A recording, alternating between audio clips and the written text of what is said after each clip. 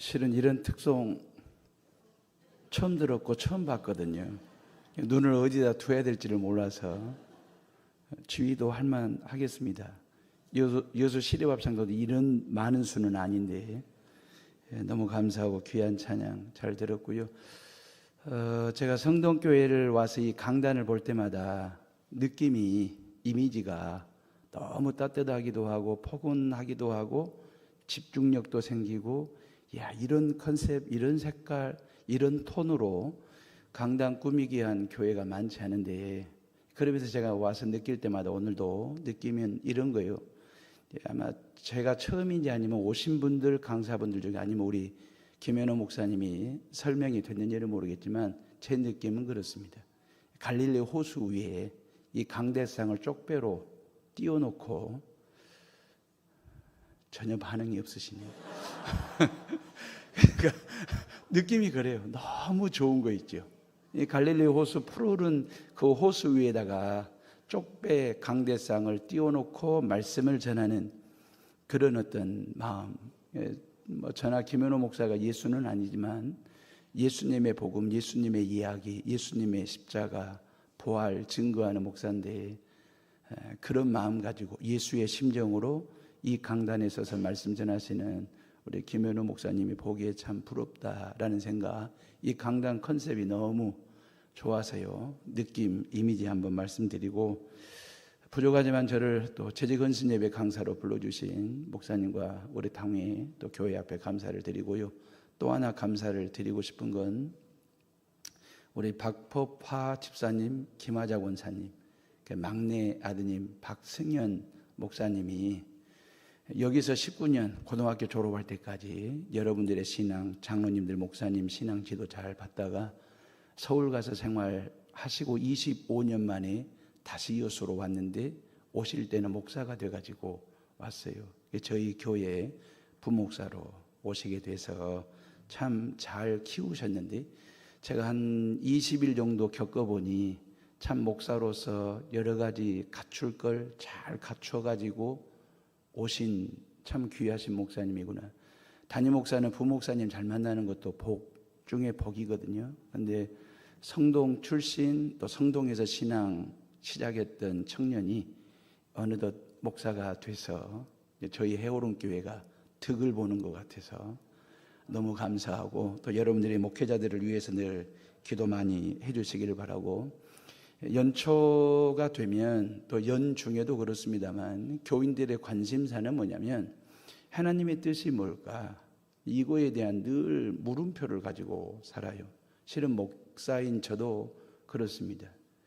하나님의 뜻이 뭘까, 해오름 사역 중에, 또 해오름이 해야 될 일들 중에, 또 성동이 여수에서 파리까지 이러한 이야기들 쭉 하면서 하나님의 뜻은 뭘까, 하나님이 원하시는 바가 뭘까, 나는 그 하나님의 뜻대로 살 수 있을까, 나는 하나님의 뜻 이루는 목회, 하나님의 뜻 행하는 신앙생활을 하고 있는지, 이런저런 여러 가지 고민들 하면서 기도하면서 영적 몸부림을 친다고요. 하나님의 뜻 이루어내는 가정 만들어 보려고, 하나님의 뜻 행하는 교회 만들어 보려고 애를 씁니다. 아마 성동의 여러분들도 하나님의 뜻이 뭘까, 늘 일상생활 속에서, 이건 교회에서만이 던지는 질문이 아니고 여러분들이 주일 성수하고 주일 예배를 드리고 다시 삶의 현장으로 나가시면 여러 다양한 사람들 만나잖아요. 다양한 사람들과 함께 엮어 묶여서 하루하루를 살아내시잖아요. 일하시고 직장생활하시고 사업하시고 사람과의 만남을 이루시고, 그러면서 그 안에서 하나님의 뜻 찾기, 하나님의 뜻 행하기, 이게 저와 여러분들에게 주어진 숙제이고 과제이지 않을까라는 생각 말입니다. 특별히 서리 집사로, 이제 서리 집사라는 말이 없지만 그냥 집사고 그냥 안수 집사, 그렇게 구분이 되죠. 집사 직분을 오래 맡으신 분들, 하나님께서 왜 나에게, 우리 부부에게 집사의 직을 주었을까, 집사의 직을 허락하셨을까, 그 뜻이 뭘까라는 생각. 실은 저도 우리 큰 애 내외 며느리까지 결혼함과 동시에 여천 제일교회로 보냈습니다. 며느리가 목사 딸이거든요. 제 동기 목사 딸이라서 아버지도 목사인데 시아버지도 목사인데 시집 와서 너 편하게 신앙생활 둘이 가서 해라 하고 보낸 게 여천제일교회 가서 신앙생활을 한 2년 남짓 했거든요. 올해 서리 집사, 또 설이라는 말을 쓰네. 집사 직분을 받았습니다. 목사인 저가요, 사모인 저희 집사람이 얼마나 기뻤는지 모릅니다. 이야, 우리 아들 며느리가 한 교회 이제 집사가 됐구나. 이제 집만 사면 되겠구나. 이제 그런 생각이, 하나님 집사 직분 줬으니까 집도 사게 해달라고 이제 그렇게 우스갯소리로 하나님 앞에 쪼크도 했는데, 야, 이게 저는 집사를 안 해봤거든요. 바로 목사, 전도사 거쳐 목사가 됐으니까 평신도로 집사로, 안수집사로, 권사로, 장로로 신앙생활 한다라고 하는 게 뭘까? 어떻게 하는 것이 하나님의 뜻 이루는 신앙생활일까라는 늘 그런 질문들 가지고 살았거든요. 저는 저희 집사람하고 둘이서 한 번씩 아침에 모닝커피 하면서 제가 한 2-3번 물어본 적이 있어요. 내가 목사가 안 됐으면 이 나이에 장로 됐을까? 당신은 권사가 되고도 남을 사람이야. 늘 그러거든요. 당신은 권사가 되고도 남을 사람인데 나는 이 나이에 장로 안 될 사람, 그래서 목사만 들었는지도 모르겠다 하면서 웃거든요. 근데 집사 직분을 받는다? 그렇게 그 느낌, 그 마음, 그 감격, 그 감동이 얼마나 감격스러울까라는 생각. 목사이기 때문에 그 느낌 100% 느끼지는 못합니다. 근데 아들이 이제 집사 됐다고 하니까 얼마나 기쁘고 즐거운지, 보람 있고 키운, 입힌, 가르친, 신앙 지도한 보람이 그 직분 하나 가지고도 얼마나 귀하고 좋은지, 이게 천사도 흠모할 만한 귀한 직분이니까. 그러면서 하나님의 뜻 찾고 하나님의 뜻대로 살고 하나님의 뜻대로 믿는 신앙생활하는 것이 뭘까라는 생각 말입니다. 탈무드에 보면 이런 얘기가 있어요. 아주 행복하게 살던 부부가 다툼이 일어나더니 싸우게 됐고, 그 싸움은 결국 둘이 헤어지는 쪽으로, 갈라서는 쪽으로, 이혼하는 쪽으로 가르마를 탔어요. 그리고 이제 둘이서 이제 모든 부동산과 동산을 2분의 1로 쪼개는데 거침이 없는 거야. 있는 돈 현금은 2분의 1로 쪼개면 되고, 아파트 팔아서 돈 딱 N분하고 있는 부동산 동산 다 했어요. 깔끔하게, 다툼 없이. 근데 문제는 뭐냐면 아이가 5이야. 아이가 5이니까 이걸 어떻게 안 돼. 둘로 나눌 수가 없는. 그래가지고 이제 동네 랍비를 찾아간 거 아니겠습니까? 여기서 걸린 거지. 그래서 동네 랍비를 찾아가서 2차 저차 해서 우리 부부가 갈라서고 싶은데 어떻게 했으면 좋겠냐고. 그 랍비가 가서 사랑을 통해서 아이 하나 낳으면 6이 되면 딱 3씩 정확히 나눌 수 있으니까 그렇게 하시라고. 그래서 부부간의 사랑을 통해서 아이를 낳았는데 쌍둥이를 낳은 거예요. 7이 돼본 거예요. 그래서 이 부부가 하나님의 뜻인가 보다. 당신과 나는 헤어지지 말고 하나님께서 평생 살으라고 하시는 하나님의 뜻이 거기에 있는가 보다 하고 둘이 헤어지지 않고 행복하게 살았더래요. 여인이. 하나님의 뜻은 그렇게라도 어떻게 해석하느냐, 적용하느냐에 따라서 달라질 수 있으니까. 오늘 말씀 데살로니가서 5장 12절로 15절 말씀 읽었는데요. 실은 15절 다음 절이 여러분들이 너무 잘 아는 성경 구절이에요. 항상 기뻐하라, 쉬지 말고 기도하라, 범사에 감사하라. 이것이 그리스도 예수 안에서 너희를 향하신 하나님의 뜻이니라 그랬거든요. 하나님의 뜻이 뭔지 우리는 딱 떨어지는 3가지가 있어요. 항상 기뻐하고, 쉬지 말고 기도하고, 범사에 감사하고. 이거 우리 잘 알아요. 이게 하나님의 뜻인지는 다 알아요. 근데 저는 오늘 12절로 15절 말씀을 가지고 항상 기뻐하는 것보다도, 쉬지 말고 기도하는 것보다도, 범사에 감사하는 이 뜻보다도 더 우선시해야 될, 더 먼저 지켜야 될 하나님의 뜻이 있지 않을까. 이게 재직에게 주어진 사명이고 또 재직들이 반드시 지켜야 될 하나님의 뜻이라고 저는 믿었거든요. 그래서 여러분들에게 이 세 가지 뜻보다도 더 우선시해야 될 세 가지가 뭔지 13절 말씀 봐보실래요? 다 같이 13절 한번 읽어봅니다. 시작. 그들의 의사로 말미암아 사랑 안에서 가장 귀히 여기며 너희끼리 화목하라 그랬어요. 왜 우리를 재직으로 삼으셨을까요? 장로, 권사, 안수집사, 집사 되게 하신 이유가 뭘까요? 성동에 재직되게 하신 이유. 그것은 사랑 안에서 가장 귀히 여기며 그랬어요.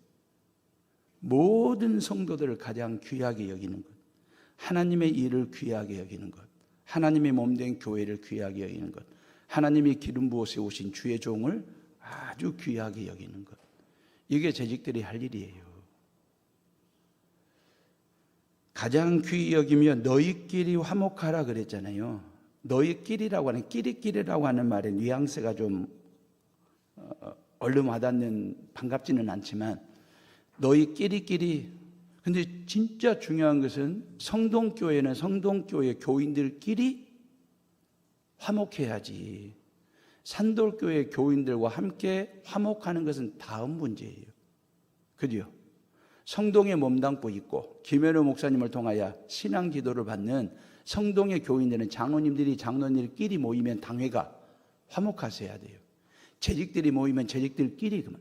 구역 식구들이 모이면 구역 식구들끼리, 그 말입니다. 교회 학교는 각 부서별로 선생님들끼리 모이면 선생님들끼리 교사회의 때 화목해야 아이들과 함께 화목이 이루어지는 것이거든요. 성경은 분명히 말씀하시잖아요. 항상 기뻐하고 쉬지 말고 기도하고 범사에 감사하는 것보다 더 우선시해야 될 하나님의 뜻이 뭐냐? 너희끼리 화목하라는 것입니다.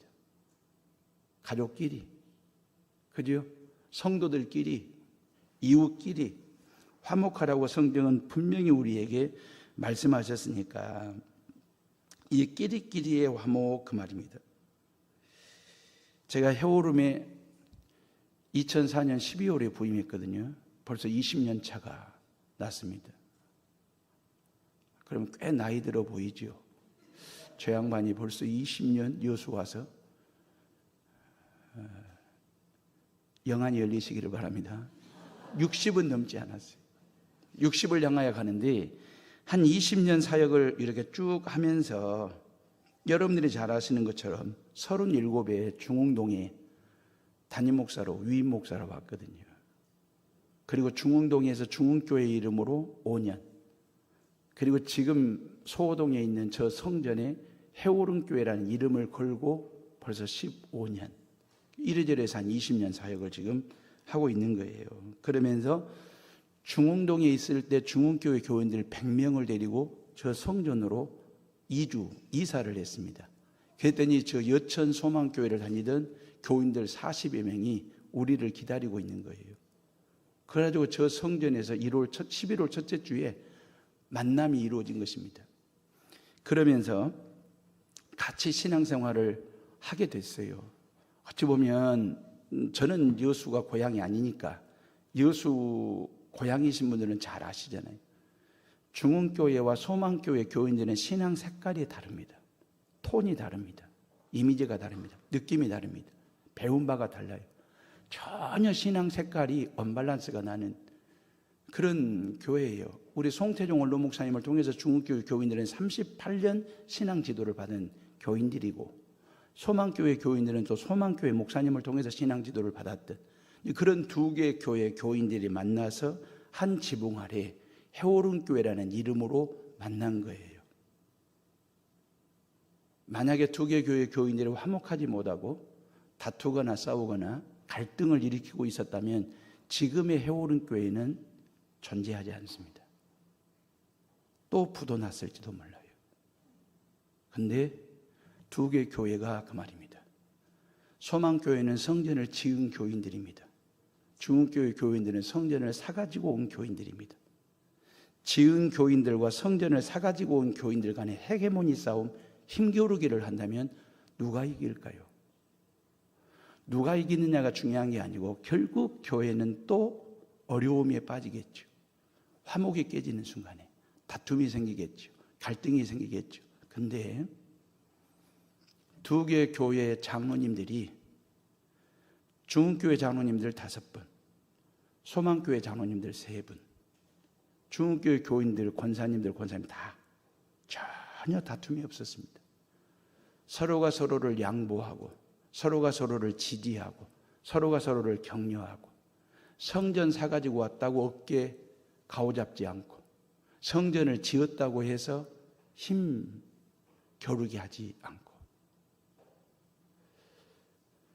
그렇게 서로 두 개 교회에 전혀 다른 신앙의 컬러가 다른 교인들끼리 만나가지고 한 식구처럼 서로가 서로를 위해서 박수 쳐주고 지지해주고 응원해주고 격려해주고 그리했더니 하나님께서 전혀 다른 부류의 교인들 300~400명 이상을 모이게 해주신 거예요.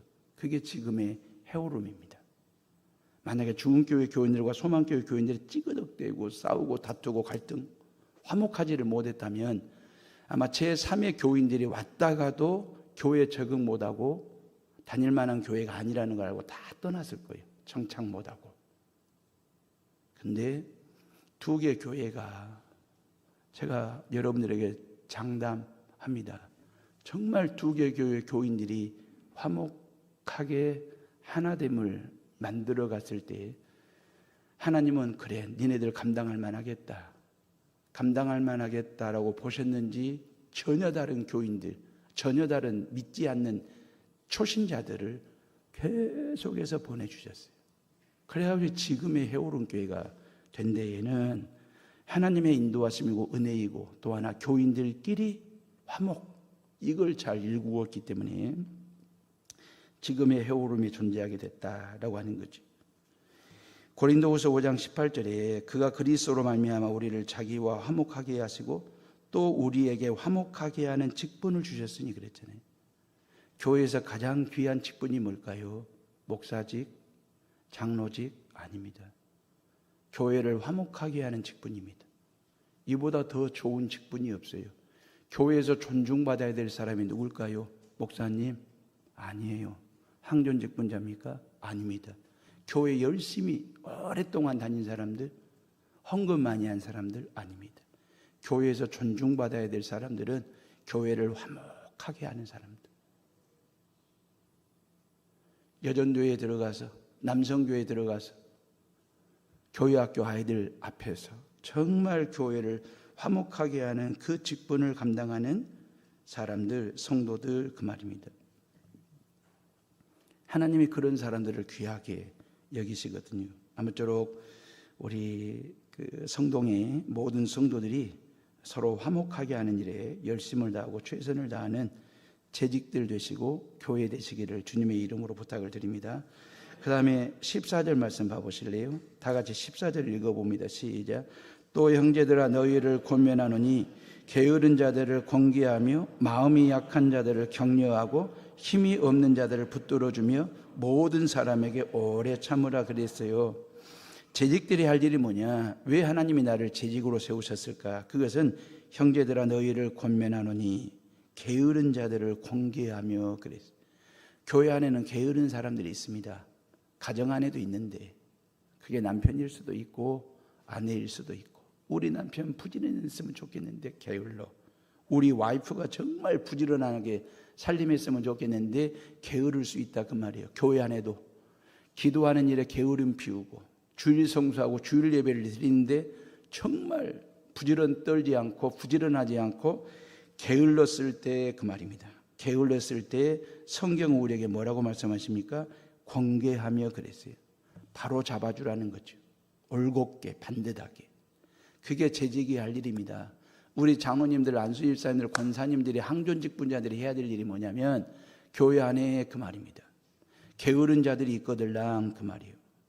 게으르다라고 탓하거나 나무라거나 타박하지 마시고 그 게으른 자가 부지런해질 때까지 뭐 하라고요? 권계하라. 권면하고 권위를 가지고 권면하는 거 그 말입니다. 이게 성령께서 하시는 일이거든요. 파라클레토스 말입니다. 성령께서 하시는 일이 우리 곁에서 늘 격려하시거든요. 응원해 주시고. 그분이 바로 성령 하나님이시거든요. 항존직분자들이 해야 될 일이 뭐냐면 우리 집사님들, 그 집사님들이 영적으로 부지런해질 때까지 권면하셔야 돼요. 공개하셔야 돼요. 뭐 하면서? 마지막에 뭐라고 했어요? 오래 참으라 그랬잖아요. 오래 참으래요. 언제까지?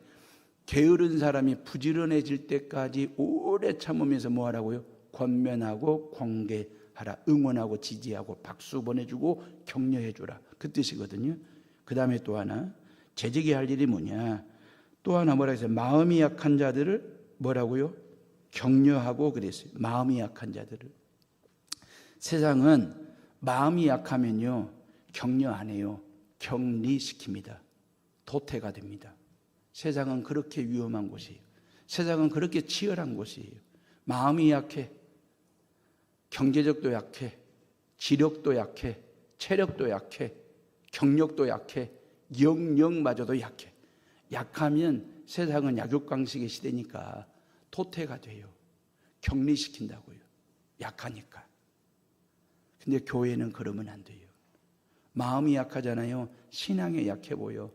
헌신이 약해. 기도가 약해. 예배가 약해.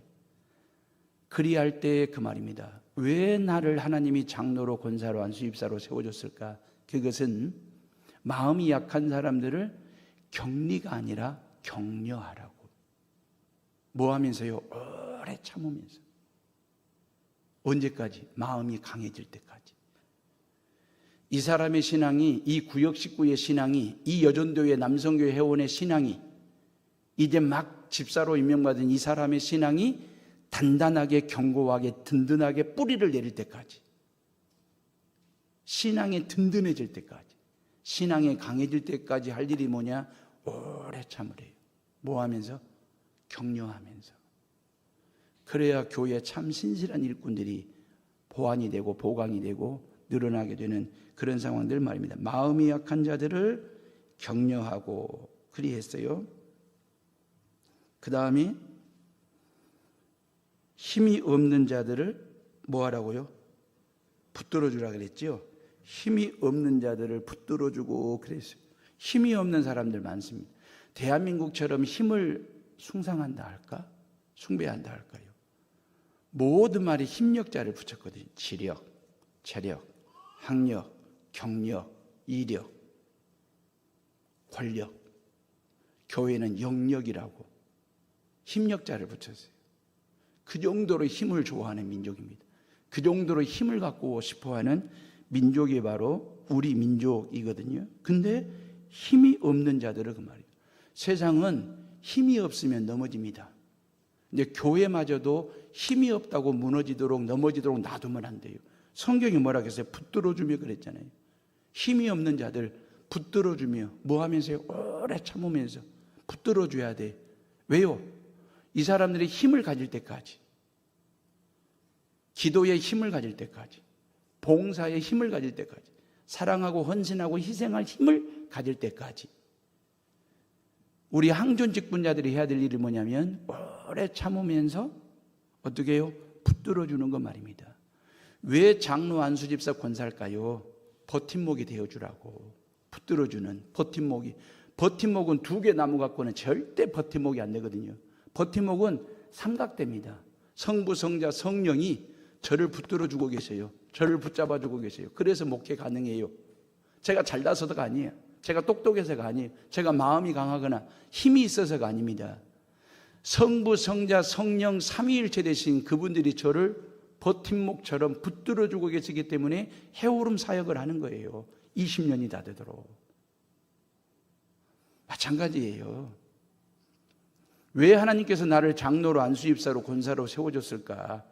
믿음의 선배되게 하신 이유가 뭘까요? 그것은 집사님들이 그 말이에요. 평신도들이 그 말이에요. 이제 막 초신자들이 힘을 가질 때까지, 마음이 강해질 때까지, 그리고 부지런해질 때까지 오래 참으면서 붙들어주는 버팀목도 되고, 그 다음에 격려하는 사람이 되고, 권계하는 사람이 되라고. 그게 재직들이 할 일이거든요. 오래 참으라고 했으니까 얼마나 감사한지. 죽을 때까지 참으라고 했고 끝까지 참으라고 했으면 저 아빠 노릇 못합니다. 남편 노릇 진즉 던져버렸습니다. 목사 노릇 못합니다. 죽을 때까지 하라고 하면. 끝까지 참으라고 했으면. 절대 인간은 끝까지 참을 수 있는 존재가 아니에요. 죽을 때까지 참을 수 있는 존재가 아니에요. 그래서 예수님이 죽었잖아요. 예수님만 죽을 때까지, 예수님만 끝까지, 예수님만 죽으면서까지 우리를 위해서 참을 수 있는 분, 우리를 위해서 죽을 수 있는 분은 오직 예수 그리스도, 그분밖에 없어요. 예수님이 그렇게 하셨으니까 우리한테는 끝까지 죽을 때까지가 아니고 오래 참고만 있어라. 오래 참으면 언젠가는 게으른 사람이 부지런해질 때가 오고, 마음이 약한 사람이 강해질 때가 오고, 힘이 없는 사람이 힘을 가져가지고 든든하게 견고하게 성동의 재직으로, 성동의 일꾼으로 딱 설 때가 온다. 그때까지는 뭐 하라고요? 오래 참으래요. 그게 우리에게 주어진 사명이고 주어진 책임이다라고 하는 것입니다. 죽을 때까지. 야고보서 5장 7절에 보면 주님께서 강림하시기까지 길이 참으라 그랬거든요. 우리가 할 일은 오래 참고 길이 참는 것. 그러다 보면 언젠가는 그렇게 귀한 일꾼으로 하나님 앞에 설 때가 있다라고 하는 거죠. 꼭 참으세요. 그럼 하나님께서 꼭 복을 주십니다. 꼭 참으세요. 그럼 하나님께서 꾹꾹 눌러주는 복을 주십니다. 꾹꾹 눌러주는 복 받으시려면, 하나님의 복을 꼭 받으시려면 여러분들이 꼭 참으셔야 돼요. 꼭 참으셔야 돼요. 올 한 해 성동의 교인들은 부부싸움 없기를 바랍니다. 목사님이 꼭 참으라고 했잖아. 목사님이 꼭 참으라고 했잖아. 하나님의 복 꼭 받고 싶어. 하나님의 복은 꾹꾹 눌러서 받고 싶어. 그러려면 오래오래 참으시라 그 말이에요. 하나님의 일은 성령으로 하는 것이지 성격으로 하는 게 아닙니다. 하나님의 일은 성경대로 하는 것이지 성깔대로 하는 게 아닙니다. 당회원들, 장로님들, 우리 모든 안수입사 권사님들, 하나님의 일을 하실 때 그 말이에요. 성깔대로 성격대로 하지 마세요. 우리한테 왜 성경이 있는데요? 우리한테 왜 성령이 계시는 건데요? 하나님의 일은 성경대로 하고 성령대로 하라고 우리에게 성경 66권이 있고 성령이 계시는 거예요.